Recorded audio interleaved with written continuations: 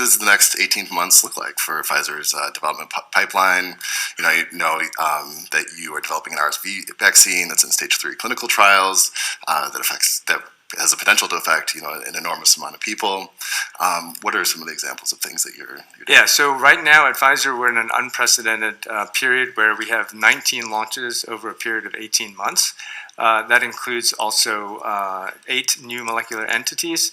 If you include Paxlovid, that's 9, because we already have an emergency use authorization for that. So I think in many companies, you're very happy if you have 1 or 2 new launches a year.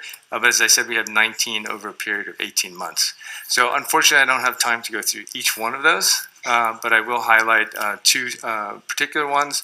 One is our respiratory syncytial virus vaccine that we expect to get approval shortly. We have actually 2 indications, one in older adults and then one for infants and newborns, where we actually immunize pregnant mothers and they pass the antibodies on to their children just at the time of birth when the infection is the most when babies are most susceptible.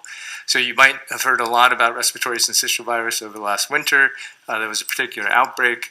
Worldwide, it affects hundreds of thousands of older adults, including requiring hospitalization and leading to deaths, and then also infants suffer worldwide as well. So we're very excited about that. You probably know that it's been about 50 years of people trying to develop vaccines for respiratory syncytial virus, and we hope to have ours approved by the end of this year.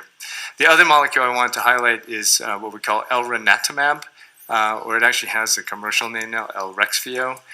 This is a B-cell maturation antigen targeted T-cell bispecific. We just heard Carl June and Michelle Savaline talk about CAR T-cells.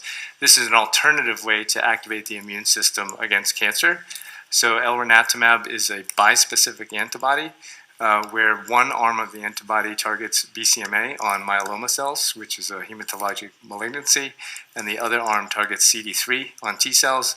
And by simultaneously targeting BCMA and CD3, you bring the T cell close to the tumor cell, and then the T cell kills the tumor cell. So this is an off-the-shelf alternative to CAR T cells. Should be available, in clinics throughout the world, assuming approval later this year.